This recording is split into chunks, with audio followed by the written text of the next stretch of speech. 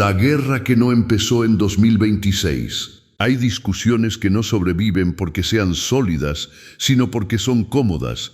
Decir que la guerra entre Irán, Israel y Estados Unidos comenzó el 28 de febrero de 2026 entra en esa categoría. Ordena el relato, fija un punto de partida prolijo y permite no mirar demasiado hacia atrás. El problema es que, al hacerlo, también evita entender lo que está pasando, porque cuando un conflicto lleva décadas desarrollándose, elegir una fecha reciente como inicio no es precisión histórica.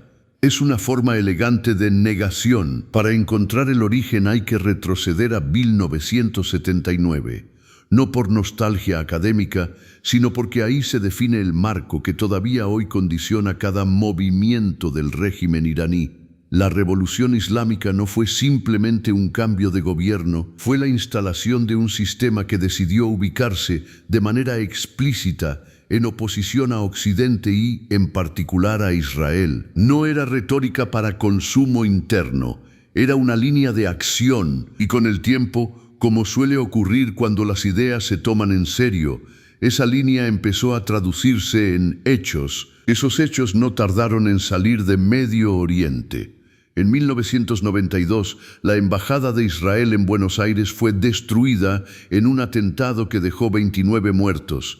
2 años después, la AMIA fue atacada y murieron 85 personas. Las investigaciones apuntaron a Irán y a Hezbollah, pero incluso dejando de lado la discusión judicial, hay algo que no admite interpretación. La violencia ya había cruzado continentes. En 1994 no se atacó una instalación extranjera.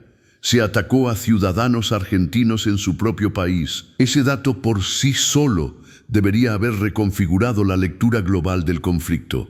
No ocurrió. Los gobiernos que tenían información suficiente optaron por tratarlo como un episodio aislado.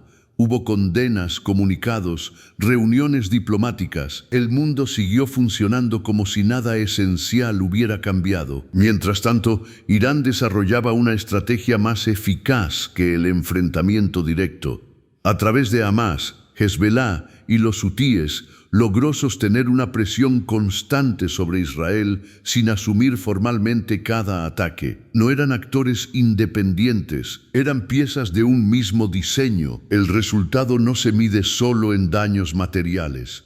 Durante años, la vida cotidiana en Israel estuvo atravesada por alarmas, refugios y una interrupción permanente de la normalidad. No era un efecto secundario, era parte del objetivo: desgastar, alterar, erosionar, mantener la guerra activa sin declararla. Ese esquema funcionó durante mucho tiempo porque tenía una ventaja evidente: permitía atacar sin exponerse. Ese equilibrio empezó a resquebrajarse mucho antes de 2026.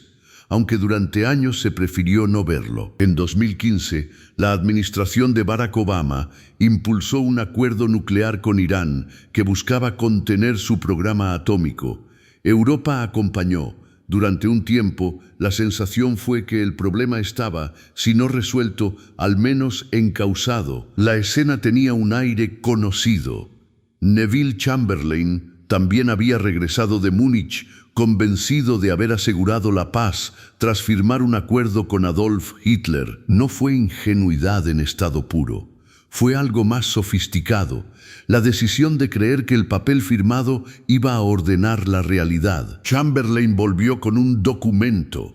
La historia se encargó de explicar qué valor tenía. Mientras tanto, Alemania se rearmaba a una escala que los aliados no supieron o no quisieron dimensionar a tiempo. Con Irán ocurrió algo incómodamente parecido. Mientras el acuerdo nuclear seguía vigente en los papeles, el desarrollo avanzaba en los hechos. El número y la capacidad de las centrifugadoras, el nivel de enriquecimiento de uranio y, sobre todo, el progreso en sistemas de misiles misiles mostraban una realidad bastante menos tranquilizadora que la que describían los comunicados oficiales. Durante años, esa distancia entre lo firmado y lo real se trató como un problema técnico, casi administrativo, hasta que dejó de serlo. El 21 de marzo de 2026, Irán lanzó misiles hacia la base estadounidense de Diego García a unos 4.000 kilómetros de distancia. El dato no es solo el alcance, es la combinación. Alcance, velocidad y capacidad de carga no son detalles técnicos.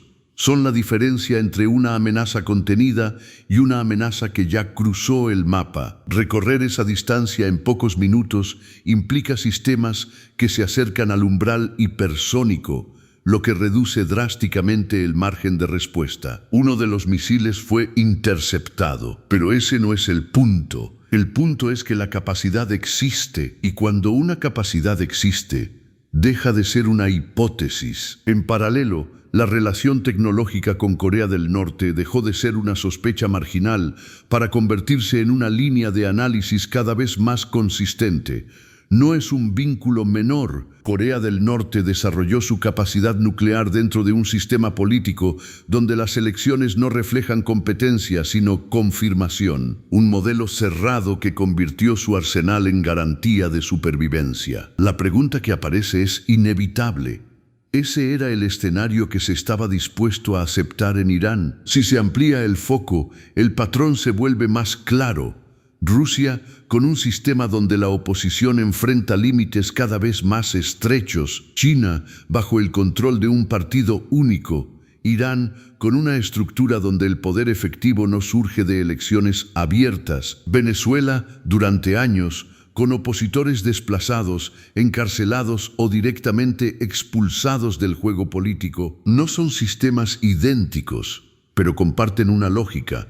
El poder no se discute, se administra. Y cuando esa lógica se combina con desarrollo militar avanzado, el problema deja de ser local. En ese contexto, la comparación con 1939 deja de ser exagerada. No porque los escenarios sean iguales, sino porque el mecanismo es reconocible: subestimación, acuerdos que compran tiempo, confianza en compromisos que no se verifican en la práctica y una acumulación de capacidades que solo se vuelve evidente cuando ya es difícil revertirla. La diferencia es que esta vez la señal llegó antes. El ataque a Diego García no abrió una guerra, la hizo imposible de seguir negando. Por eso, insistir en que todo comenzó en 2026 no es solo un error cronológico, es invertir la secuencia. Lo que ocurrió ese 28 de febrero no fue el inicio, sino la consecuencia de una dinámica que llevaba décadas desarrollándose a la vista de todos. Durante años se discutió si la guerra iba a llegar. Hoy la discusión es otra.